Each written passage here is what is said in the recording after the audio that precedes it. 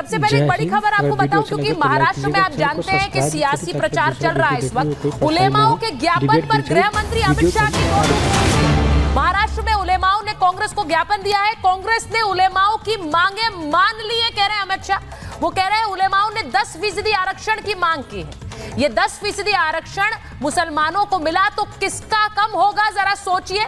ये मांग कैसे मानी जा सकती है और इस देश में धर्म के आधार पर आरक्षण कैसे मिल सकता है? ये गृह मंत्री अमित शाह का बयान आया है। मैं इसी से शुरुआत कर लेती हूं। शहजाद जी, जिस तरह की राजनीति हम देख रहे हैं इस वक्त, ये बिल्कुल क्लियर है। वक्फ का विरोध करिए, वक्फ बिल का विरोध करिए तो आपको वोट मिलेगा। आप अगर सीधे सीधे आरक्षण को हाँ करेंगे तो आपको वोट मिलेगा। आप महाराष्ट्र में वक्फ के कर्मचारियों को नौकरी की बात कर देंगे तो आपको वोट मिलेगा। मुस्लिम आरक्षण तक बात पहुंच गई है वोट के लिए। देखिए, हम तो कहते हैं सबका साथ सबका विकास। इनका नारा है उलेमा का साथ, एमवीए का वोट विकास। मतलब मोहब्बत की दुकान नहीं, अब ये सिर्फ भाईजान की दुकान बन चुकी है। एक तो ये 180 मुस्लिम तंजीमों ने लिखा था ईमान वालों हमें वोट देना है एमवीए को, तो ये सेकुलर है। बटेंगे तो कटेंगे, जैसे मेरे टी शर्ट पे लिखा है, हम एक रहेंगे सेफ रहेंगे, ये तो कॉम्युनल है। पर मुसलमानों से कहना कि धर्म के आधार पर वोट करो, ये सेकुलर है। फिर कहना कि 10% रिजर्वेशन मुसलमानों को धार्मिक आधार पर दे दो, जो आंबेडकर जी और संविधान के खिलाफ है, ये भी सेकुलर है। कहना कि आरएसएस पर प्रतिबंध लगा दो, ये भी सेकुलर है। जुडिशरी की कोई सुनना नहीं है। 1000 करोड़ का फंड पहले मुसलमानों के लिए रख दो, ये भी सेकुलर है। 2012 से 24 के मुसलमानों के, चाहे वो दंगाई हो कुछ भी हो, उसके केस वापस ले लो, ये भी सेकुलर है। और सलमान अजारी, ये सलमान अजारी का केस वापस ले लो। पता है सलमान अजारी कौन है? सुनिए इनका बयान। अभी तो करबला का आखिरी मैदान बाकी है, कुछ देर की खामोशी है, फिर शोर आएगा। आज कुत्तों का वक्त है, कल हमारा दौर है। ये किसको कुत्ते बोल रहा है, आप समझ सकते हो? ऐसी तंजीमों का समर्थन लेकर वो जीतना चाहते हैं। तो मैं आज पूछना चाहता हूं कि ये महाविभाजन अघाड़ी है और आज स्पष्ट हो चुका है कि हिंदुओं को जातियों में बांटो, मुस्लिम वोट बैंक को एक करो, यही इनका एजेंडा है। और संजय गुप्ता जी दिख रहे, संजय गुप्ता तो भले इंसान है पर यूबीटी का नाम बदल दो, उसका नाम होगा उद्धव भाईजान तंजीम। और ये जो सेकुलरिज्म की भीगी बिल्ली बन चुकी है हिंदुत्व का शेर, आप हिंदुत्व का शेर नहीं हो। अगर है तो बताइए, ये नाना पटोले ने बोला है हम कदम उठा लेंगे इसको लागू करने के लिए। शरद पवार जी ने स्वागत किया है इसका। अब उद्धव ठाकरे बताए कि उनका क्या स्टैंड है इस पर। अगर नहीं है तो इन दोनों के साथ तोड़े, क्योंकि रईस शेख ने भी, समाजवादी पार्टी ने भी यही मांग की है, मुस्लिम फर्स्ट। तो आज संजय गुप्ता जी बोलिए, उद्धव ठाकरे जी क्यों स्टैंड नहीं ले रहे? नहीं, संजय जी जरा जवाब दे दीजिए। वो कह रहे हैं मेरी टी शर्ट पर बटेंगे तो कटेंगे लिखा है, उसको तो आप लोग विभाजनकारी बताते हैं। ये लिस्ट क्या है और इस पर उद्धव ठाकरे की पार्टी का स्टैंड क्या है? क्या वो मुस्लिम आरक्षण के साथ है? क्या वो वक्फ बिल के खिलाफ पुरजोर ताकत लगा देंगे? क्या वो आरएसएस को बैन करने की बात कर रहे हैं? बाला साहेब ठाकरे के बेटे। देखिए, हमने इनकी टी शर्ट पर जो लिखा है या योगी जी का जो बयान है, बटेंगे तो कटेंगे, हमने उस पर कुछ नहीं कहा है। हमने तो सिर्फ इतना कहा है कि हम देश के विकास के साथ हैं और हम अपने काम के साथ हैं। दूसरा, आरएसएस पर बैन लगाने की बात तो हिंदुस्तान में कौन कर सकता है। तीसरा, मौलानाओं की सैलरी 6000 से 18000 करने की बात इन्होंने की है, तब ये अपने आप को नहीं देखते। और ऐसे बहुत से संगठन हैं, ऐसे बहुत से पॉलिटिकल पार्टियां जिनके साथ, जो हिंदुत्व विरोधी है, जो इनके साथ बैठे हुए हैं।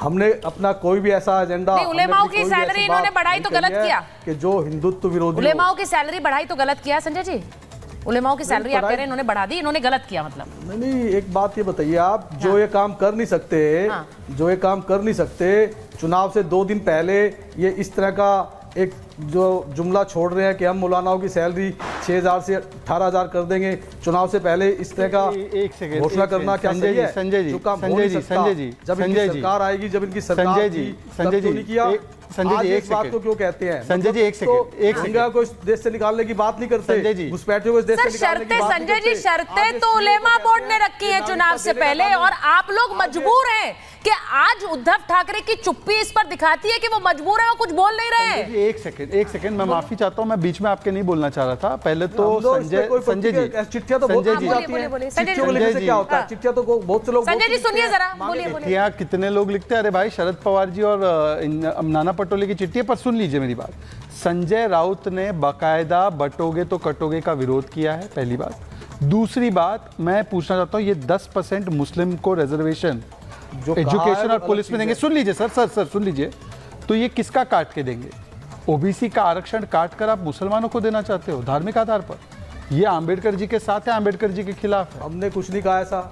अरे ये मान लिया है, नाना पटोले बोल रहे हैं की आम्ही या मांगावर निश्चितपणे पाऊल उचलू, मतलब कि हम स्टेप लेंगे। आप ये बोल रहे हैं चिट्ठी कोई भी लिख देता है, चिट्ठी शरद पवार की तरफ से, उनकी पार्टी की तरफ से गई है संजय जी, चिट्ठी गई है नाना पटोले की तरफ से। वो कह रहे हैं कि हम इन पर विचार कर रहे हैं।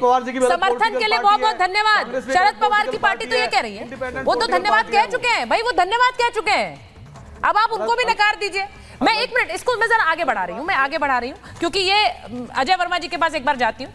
अजय वर्मा जी जरा बताइए, कांग्रेस पार्टी इन शर्तों के साथ खड़ी है क्या? वक्फ का खुलकर विरोध करिए, वक्फ बिल का, इसके साथ खड़ी है? देखिए सुचेरिता जी, देश में सरकार नरेंद्र मोदी जी की है, नायडू की है, नीतीश की है, एनडीए की है और देश की लंगड़ी सरकार है।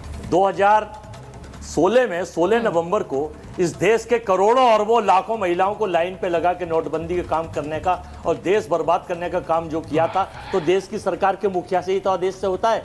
तो इसके भी विषय में कोई आदमी अपनी अगर अपोजिशन के लोगों को मांग दे रहा है या धन्यवाद कर रहे हैं शरद पवार जी, तो देश के प्रधानमंत्री निर्णय लें, उनके पास तो पावर है ना पूरी, और पावर है तो उसको अपने तरीके से करें। जब जेपीसी पे ये मुद्दा है, अपोजिशन के लोग तो मांगेंगे, तो आप इस पर डिबेट क्यों कर रही हैं? इस पर तो डिबेट ही नहीं करनी चाहिए, फिर यही सबसे गलत है अगर बेसिकली जाए। अच्छा, किस लिए? क्योंकि ये मामला जेपीसी में, ओवैसी जाके वहां पे भाषण दे, वो ठीक है। अच्छा अजय जी देखिए, ये बात ये मांगे कांग्रेस पार्टी से की गई हैं, वहां पर महाराष्ट्र में सबसे की गई है। ऑडियो दीजिए अजय जी का। मैं ये कह रही हूं कि सबसे मांगे की जा रही हैं चुनाव से पहले, आपके नेता एंगेज कर रहे हैं उन मांगों को, और हम उस पर डिबेट भी ना करें, हम उस पर बात भी ना करें। इससे तो सीधा क्लियर है कि जेपीसी में भी क्या मांग रहेगी भाई। थोड़ी देर पहले मैं ये बता रहा हूं, थोड़ी देर पहले अभी चर्चा हो रही थी कि बटेंगे कटेंगे, वो उस मुद्दे से हम पे कोई इफेक्ट नहीं है, लेकिन अजीत पवार पुरजोर विरोध कर रहे हैं, इनके घटक दल प्रफुल्ल पटेल का बयान पुरजोर टीवी पे चल रहा है, इनका घटक दल की ये ऐसे जुमला है, बाहर के मुख्यमंत्री आते हैं करते रहते हैं, इनका कोई असर नहीं है महाराष्ट्र में, और यहाँ बैठकर ये ज्ञान की किताब बांट रहे हैं। सर मैं डिबेट आज बटेंगे कटेंगे पे कर भी नहीं रही हूँ, मैं आपको बता दूं। नहीं, इस पर हमने बहुत डिबेट्स कर लिया अजय जी। वो तो शहजाद एक टी शर्ट पहन कर आया तो उसका जिक्र हुआ, लेकिन उस पर हमने बहुत डिबेट्स कर ली, आप भी उन डिबेट्स में आए। आज मुद्दा ये है कि क्या मुसलमानों के आरक्षण के साथ कांग्रेस पार्टी खड़ी है? टी शर्ट पे अभी जो लिखा हुआ दिखाया था, वो औरंगजेब ने दिखाया था क्या? अभी टी शर्ट पे लिखा हुआ किसने दिखाया? सर अगर वो टी शर्ट पहन के आए तो क्या करूं मैं? आपके टीवी पे किसने दिखाया था? इस पर डिबेट नहीं है, ये बता दूं आपको। देखो, एक रहेंगे तो सेफ रहेंगे, दिखाया था क्या? एक रहेंगे तो सेफ रहेंगे।